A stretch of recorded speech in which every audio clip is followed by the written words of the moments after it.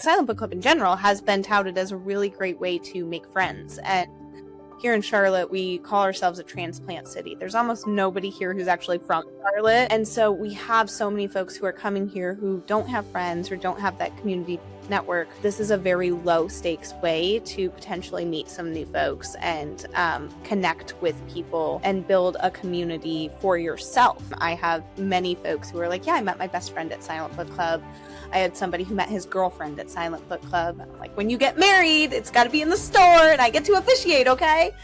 So not only is it people think we just sit there silently read and no one talks to each other. There's talking time too, and it is a really fun way to meet some new folks in the city.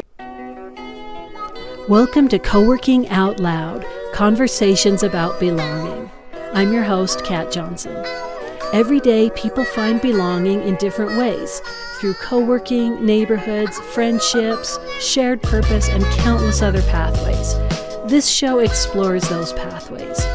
In each episode, I sit down with co-working space operators, community builders, authors, researchers, creators, and other thoughtful humans to better understand one question: how do we create places where people feel like they belong? I'm glad you're here. Let's dive in. Hey friends, today I'm here with my friend Alyssa Pressler, who is the owner of That's Novel Books in Charlotte, North Carolina. She's the owner of Moonshot Marketing, and she's the founder of the Charlotte Silent Book Club. And we're going to dig in today and talk about what reading clubs can teach us about belonging. Mm-hmm. So Alyssa, I'm thrilled to have you here. Thank you so much and welcome. Thank you. I'm so excited to officially be on Coworking Out Loud. I love it. Thrilled. I love it. Thank you. Let's jump in. It's been a couple years since we have caught up. So what have you been up to? How are things going at the bookshop? Give our listeners a little peek into your world. Yeah, it has been a couple of years. Wow, it's been very busy. So I opened That's Novel Books 6 years ago and was kind of running it. Oh, I know, right? How has it been 6 years? I don't know. I really don't know. It feels like forever and also the blink of an eye all at the same time. I have to pinch myself all the time. I'm like, oh yeah, it was yesterday, but it also is like I've never not had That's Novel. Right. It's like a kid in that way, and in a lot of other ways. So yeah, I was kind of running That's Novel alongside my full-time job, which was doing marketing for Hygge Coworking here in Charlotte, North Carolina. As the store continued to kind of pick up, and also with the sale of Hygge Coworking, I'm even forgetting which year that was in, but a couple of years ago, I decided at that point to kind of take a step back from the co-working side and focus much more on marketing and the bookstore. So I've been out of co-working for a little bit, but also not, because I've been a member of Hygge Coworking, even not working for them anymore. I stayed on and I just never really left them. So I was like, you're not getting rid of me. Yeah, co-working, you can't quit co-working. No, you really can't. So I'm still in co-working, but just not managing the space anymore, doing the marketing for them. So yeah, I've been doing marketing through my business Moonshot Marketing, where I am a contractor that folks hire to help run their social media and some other aspects of their like content marketing. And then I really, over the last year, have focused much more on the bookstore. So that's kind of more what I say is my primary job now. That's where I spend the vast majority of my time doing that stuff, because it's gotten really busy and we've grown exponentially, especially the last 2 years. We just hired an additional 3 folks for the team. Literally today, I was sending emails right before this, offering jobs and stuff like that. So it's been really exciting and really fun and very busy. Congratulations. It's been truly awesome to watch you grow from a little seedling into now you have a whole team. Congrats. Yes. That's awesome. Thank you. So I guess I started seeing it a couple of years ago, maybe a few years ago, the trend of silent book clubs, of reading clubs. And it is so fascinating to me, because people who may not want to go to a high pressure thing, who are maybe more introverted, more quiet, but still really want to be around people, this is like the perfect fit for this time in our world. Anyway, I want to hear, like, tell me everything about the club and your sense of why it's so popular. Yeah. Oh gosh, I could talk a million years for this. So buckle up. But yeah, Silent Book Club is not something that I came up with. I always try and make that very clear because we do have a really large chapter, so people think I just thought up this brilliant idea, and I wish. But Silent Book Club is actually an organization, and they have over 600 chapters worldwide. So we are just one of 600 plus across the entire world, let alone the United States. I actually found out about it because back when I was working full time, I was a bookstagrammer. That's kind of how I got into posting about books and building community around books. I was talking about books on Instagram, and I was following a lot of other folks who were talking about books. And one of my bookstagram friends in San Francisco ran the San Francisco Silent Book Club. And I was watching her post about this, and I was like, wow, that is such a cool idea. I love it. I think it's just a very neat concept because it's a very low pressure way to connect with others. You read whatever you want. You can talk. You cannot talk. You can really make it whatever you'd like. And so I loved it. And so I'd always wanted to do one. Opened my bookstore in February 2020, February 28th, 2020. We were open for one solid week and then closed because of COVID. So I didn't get to start my Silent Book Club chapter until, I want to say it was 2022. I think we're about 4 years old now. But as I was trying to get folks to come to the store, to get back outside, to get back to connecting together in person, because so much of it went virtual for COVID for a very good reason, that was one of the first things we started was our Silent Book Club chapter. And the first couple of months, it was literally me and like 10 of my friends. Like, I was just like, come read with me, you guys. And we would post about it, and maybe a straggler or two would show up, but it was really small. And slowly over the years, it has snowballed to the point that now we boast that we are the largest Silent Book Club chapter in North Carolina. We, on average, have about 100 to 120 folks show up every single time. Oh, my God. It's very, very cool. And I think it's so funny because I see so many parallels to silent book clubs and co-working, right? Because with co-working, I think people gravitate towards co-working because they want to get out of the house. They need to get things done. They want to be able to focus and stuff like that. Maybe your home environment isn't the best for that, but I think it's also because they want a point of connection. Even if they go into the co-working space and do not actually talk to anybody, maybe just like wave and stuff, and they're focused all day, there is something about sitting down and working next to somebody, what's it called, body doubling or something? That makes you so much more invested in what you're doing. And so I think there's a lot of parallels with that with Silent Book Club, because we have folks who come and show up and put their headphones on. They're very introverted. They don't talk. They don't even speak to me. I'll like wave. I have a regular I'm thinking of literally who I think she said maybe 3 words to me in her entire time coming. And she's been coming for like 2 years. She's a big introvert, but she still loves coming and reading with 120 people. Even if she does not speak, it's that feeling of being a part of something together, I think. That is the piece that's so interesting. And yeah, on my best co-working days, I have a number of conversations and everything's vibing. But even on the not best days, if I wave to my friend and get some stuff done, I've gotten dressed, I'm out of the house, I'm like out working in the world, being more productive. Yeah. That is so interesting. Your friend who doesn't even want to be spoken to, but comes every month. You do it monthly? Yes, we actually, so last year we increased it by demand. We now do it twice a month. So we always do one on the first Thursday evening of the month, and then we've added a Sunday morning one. The Sunday morning one is a little bit smaller of a group. It's 9:30 to 11:30. So that one we probably average more between like 60 to 80 folks each time. The Thursday evening still is our bread and butter date and time, but so many folks couldn't make that time or also just wanted more of it. They had been asking me for years to add more, and finally last year we started adding a Sunday each month. So twice a month, every single month. It's incredible. Those numbers are wild.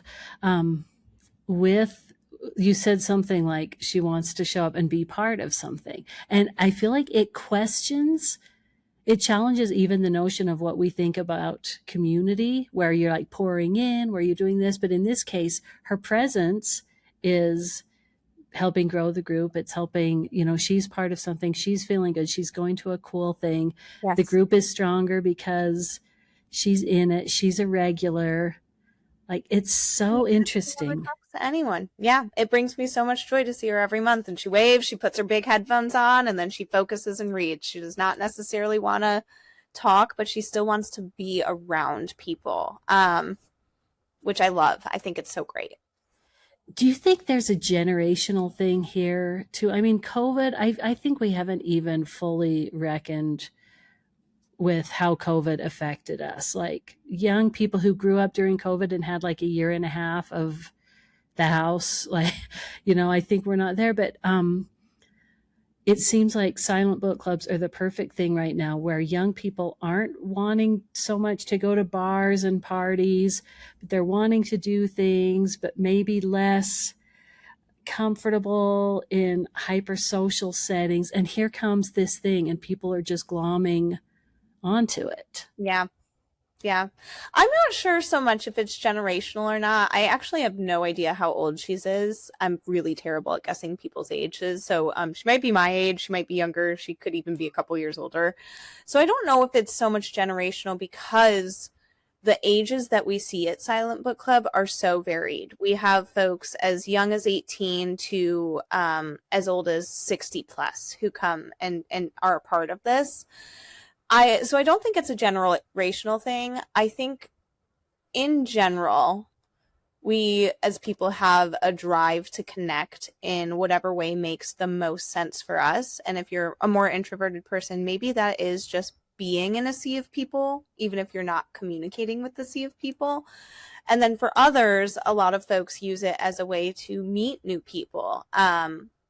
Silent Book Club has been, or our Silent Book Club, with Silent Book Club in general, has been touted as a really great way to make friends. And here in Charlotte, we call ourselves a transplant city. There's almost nobody here who's actually from Charlotte. If you find someone who says, I was born and raised in Charlotte, we call them unicorns because that's how rare they are. So it's a big transplant city. There are a lot of folks moving here every day. It's one of the fastest growing cities on the East.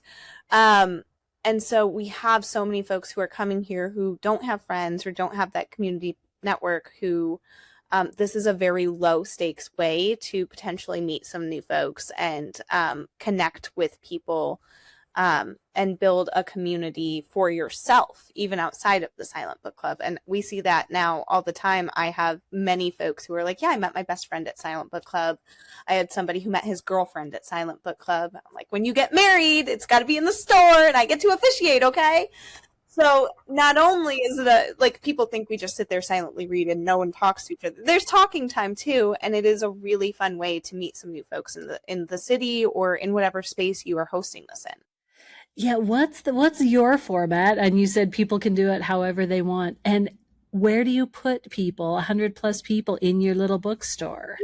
That is a great question. So our format, all Silent Book Clubs for us are 2 hours. And there is 30 minutes at the beginning where you arrive, you find your spot to sit, you chat with others. We're located in Camp North End, which is a 76-acre revitalized industrial site. So there are a lot of local businesses near us. So they will then, drop their stuff and then go get food from the egg roll place across the way, or go grab a beer from Free Range and bring it back with them and stuff like that. So that's kind of just like the getting settled time, the finding your group, the chatting with folks and stuff like that. After that first 30 minutes, we then silently read for 1 hour. And I always say we are silent, our surroundings are not, because we are a very, very small store. I think we've got about 1,100 square feet, and we have used every single bit of the square feet to jam-pack books in there. So there's not a lot of space to sit and read.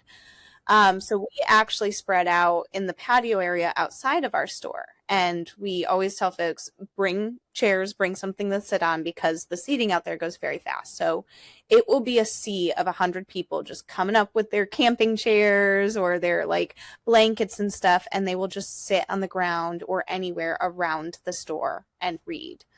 So we do that for an hour. And then at the end of that hour, we break, and it's kind of 30 more minutes of just like optional hang time.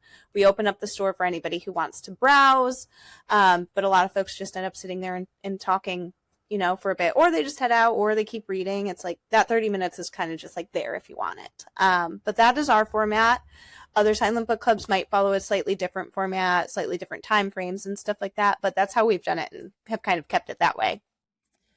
You know, the thing I've been thinking about belonging is just this notion that you just get to show up as yourself. You don't have to put on a mask. You don't have to pretend. You don't have to be forced into something. It feels like this is the epitome of that. It's like, just come. Whatever you want to do is cool.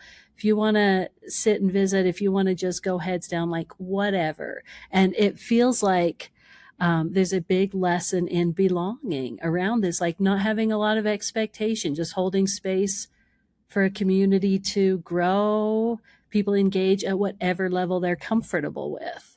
Totally. And I think that even goes so far as like how, if you compare a silent book club to a traditional book club where you all pick a book or maybe someone picks a book and everyone reads it and everyone discusses. I love those book clubs. We also have a book club like that at the store. That on average gets maybe 10 to 12 people who show up, which is fantastic. I love it. It's one of my favorite evenings of the month. But I think silent book club takes away any and all barriers, because if you don't like the book one month, if you don't finish it, if you don't feel like participating, it sucks to be a part of a traditional book club and feel like you're letting people down or there's this expectation. There are zero expectations with silent book club. Come or don't. Talk to people or don't. Read whatever the heck you want. Read whatever format you want. I literally just posted our reel for our upcoming silent book club in July today, giving the details about it. And someone commented and was like, I love seeing so many folks sitting there listening to audiobooks and audiobooks represented, because a lot of people think book club, you need a book. No, I have folks who sit there and knit and listen or color and listen to their audiobook, or literally just sit there and stare and listen to their audiobook. And I'm like, that's fantastic.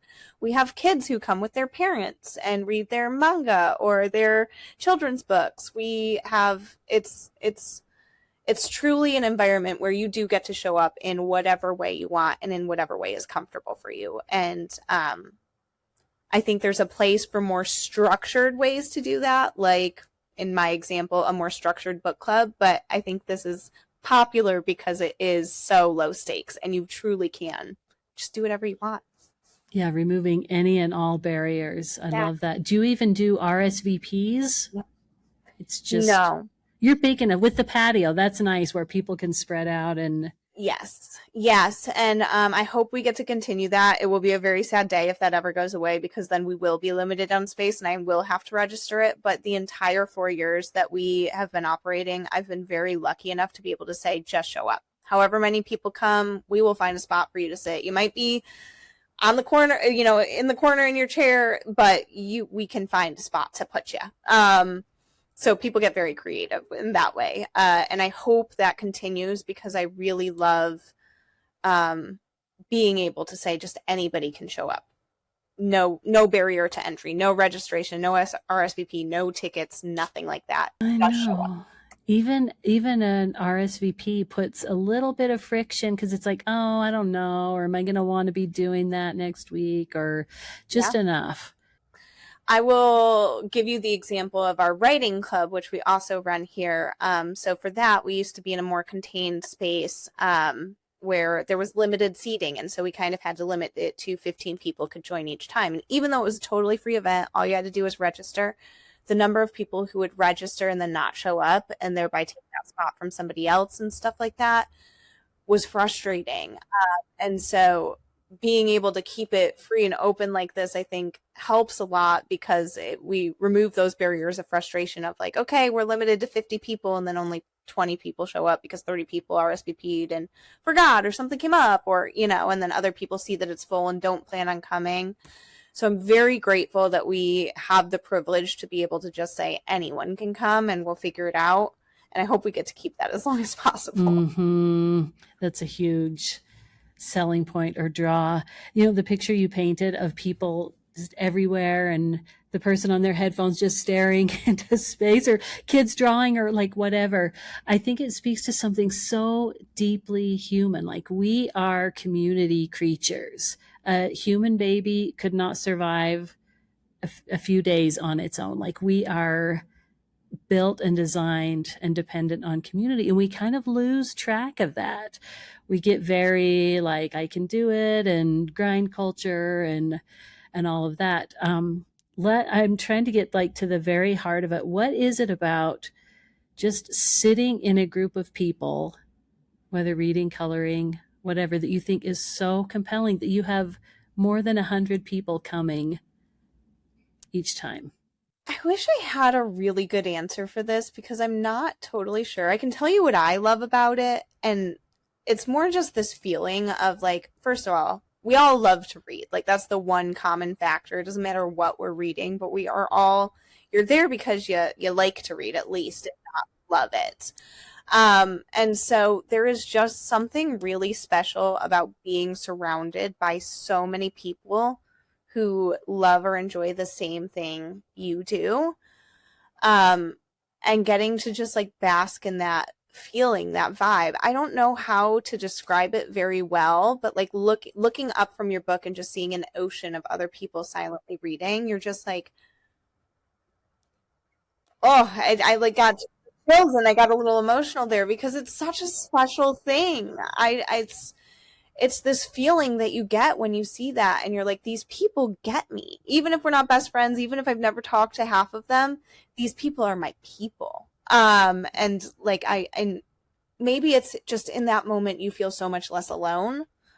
Yeah, I'm not positive exactly what it is. And it's hard because people will be like, well, why would I do that? I could just read at home silently. And I'm like, yes, you could.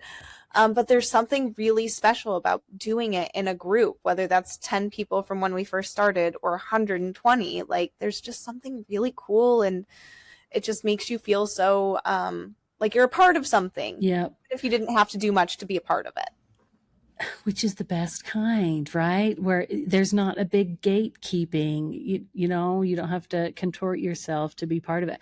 I think it really resonated when you said you're less alone.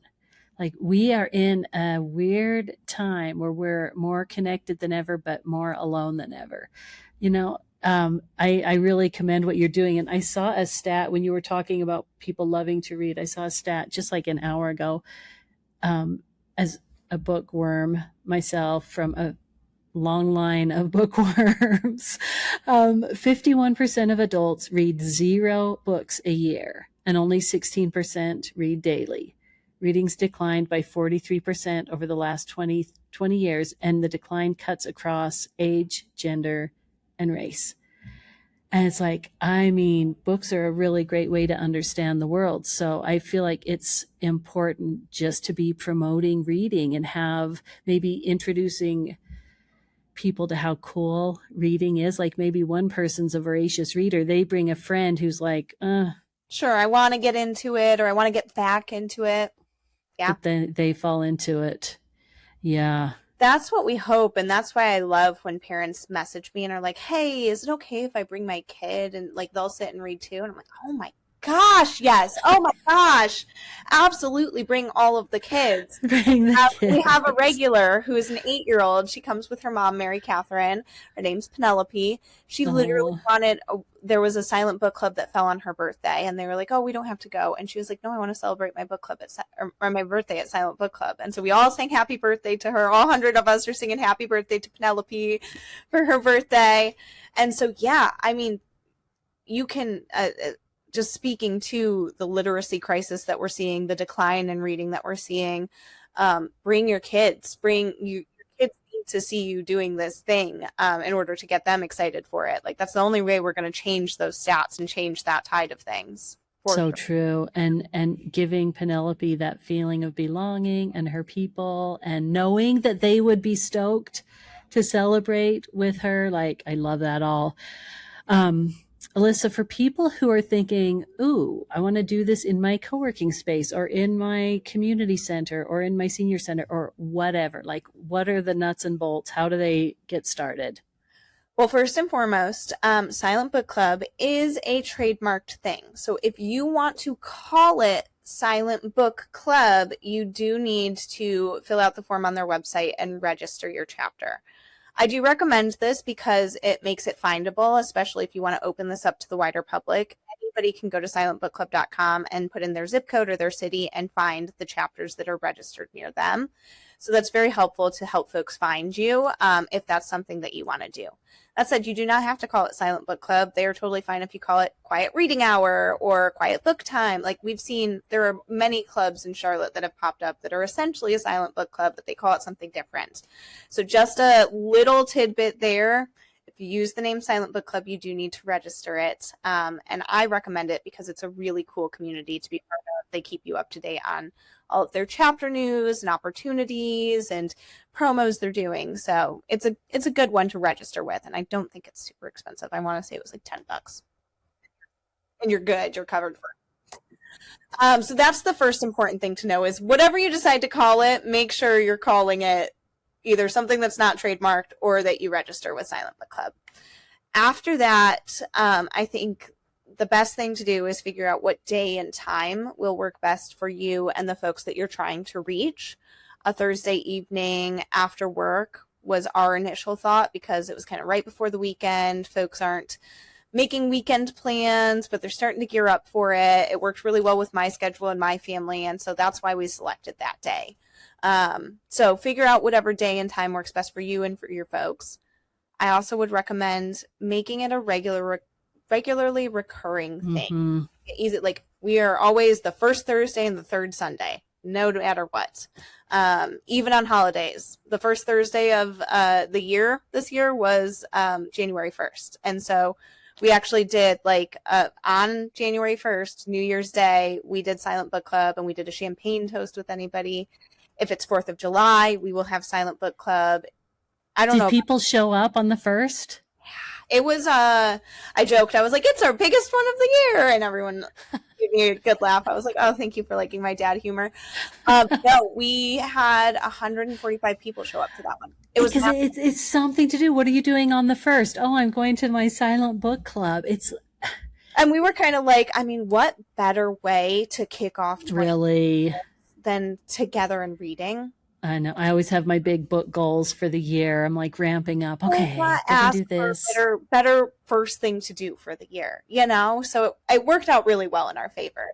Now, some holiday weekends, like we just did it on July 2nd, which was 2 days ahead of a holiday. It was a little bit of a lower attendance on that day. I think we had like 89 people show up on a Thursday evening, which is low for Thursday, but still fantastic ahead of a holiday weekend when people are traveling. It was also 99 degrees in Charlotte that day, so I was shocked that 89 people came out to sweat with us.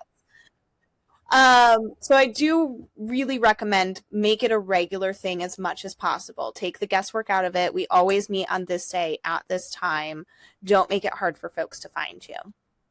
And the last thing I will say is give it time. People look at my Silent Book Club and want to emulate it.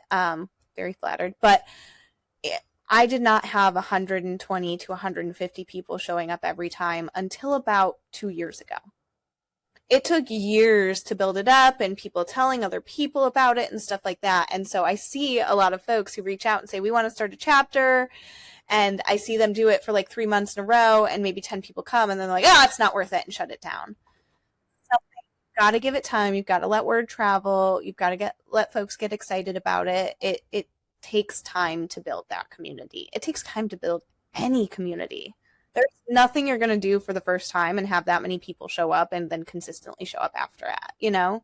So give yourself time. Don't give up if it takes a little bit to slowly see those numbers increase. We went from 10 people pretty regularly up to 30 people pretty regularly, and then it was like 50 people pretty regularly, and I was like, this is insane. And then the first time we hit 150, I cried. I was like, this is absolutely bonkers.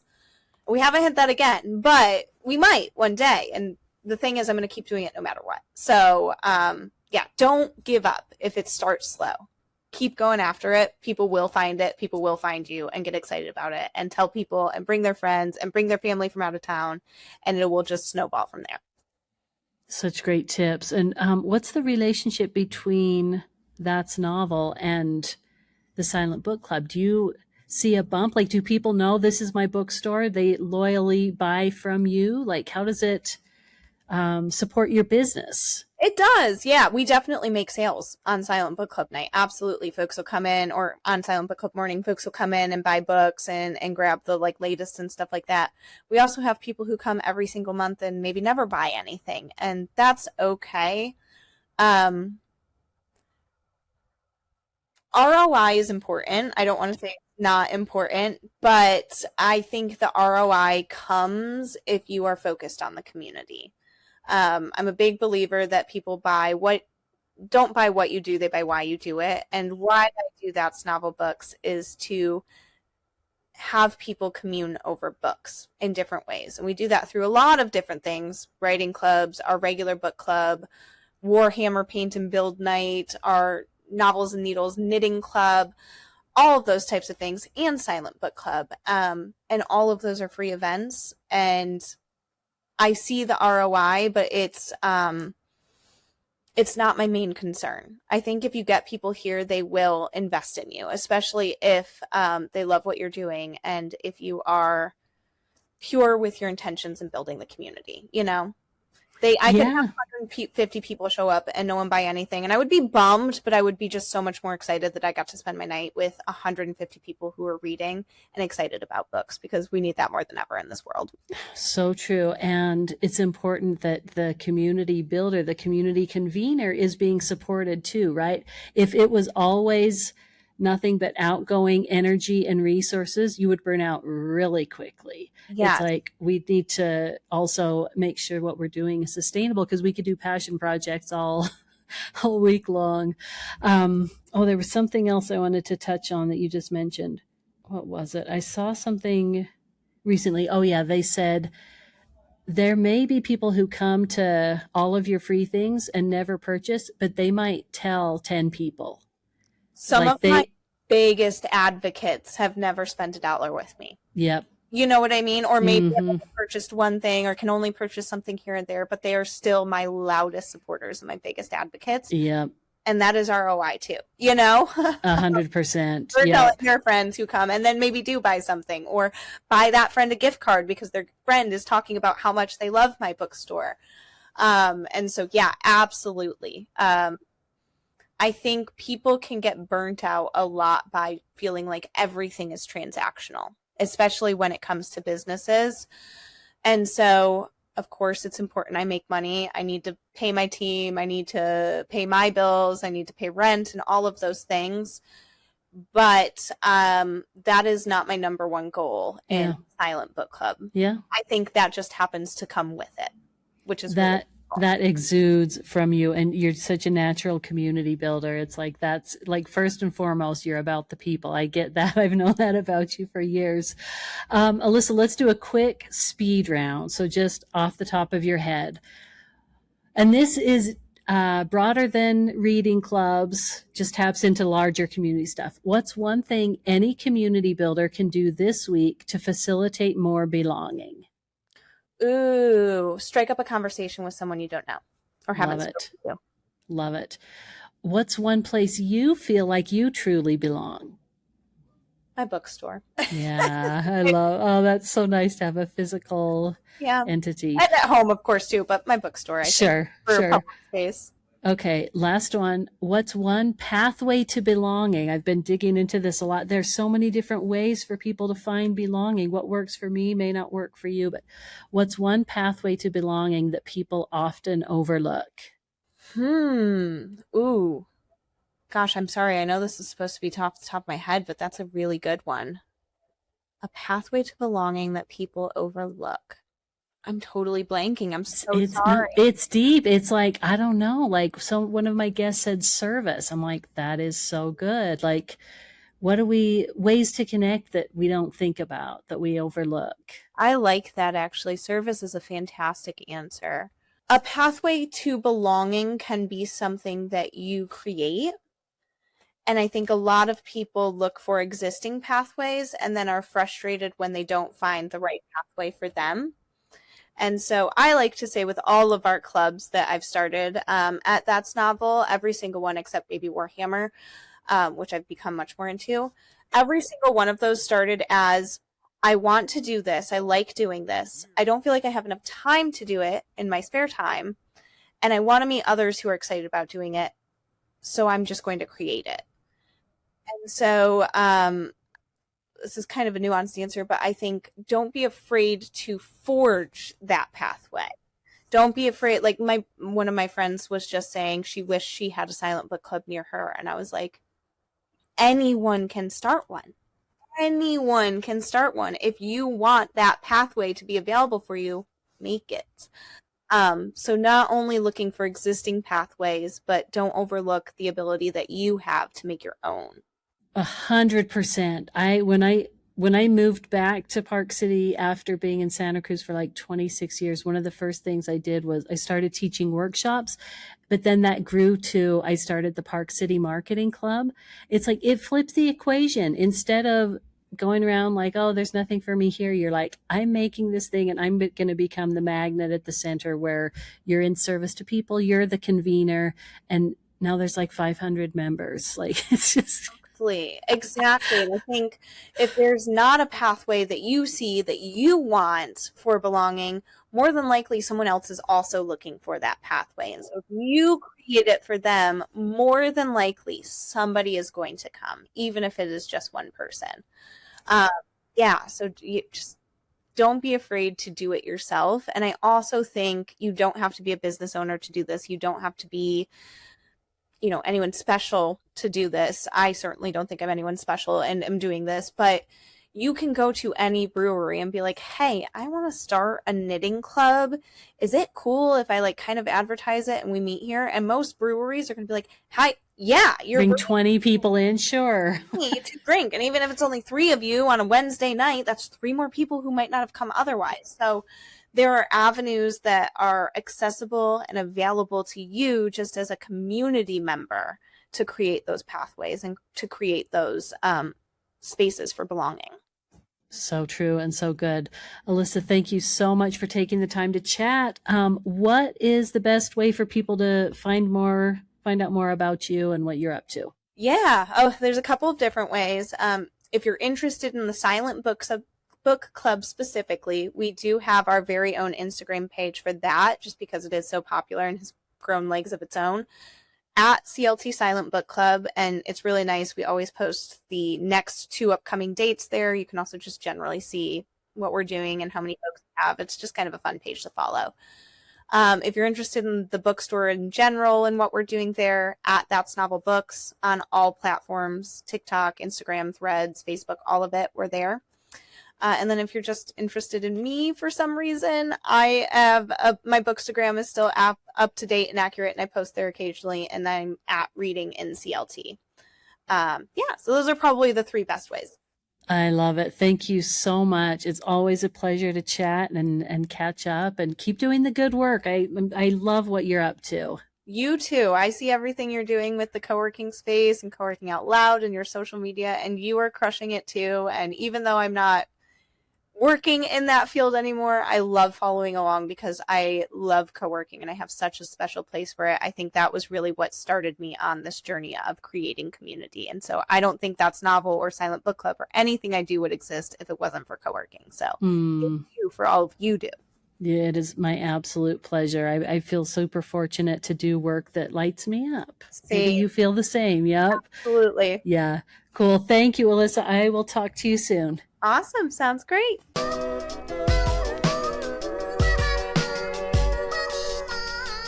Thanks for listening to Coworking Out Loud. If you'd like to keep exploring belonging, community, and connection with me, head over to katjohnson.co. You'll find my weekly essays, upcoming events, and more conversations about creating places where people feel like they belong. Thanks for being here. I'll see you next time.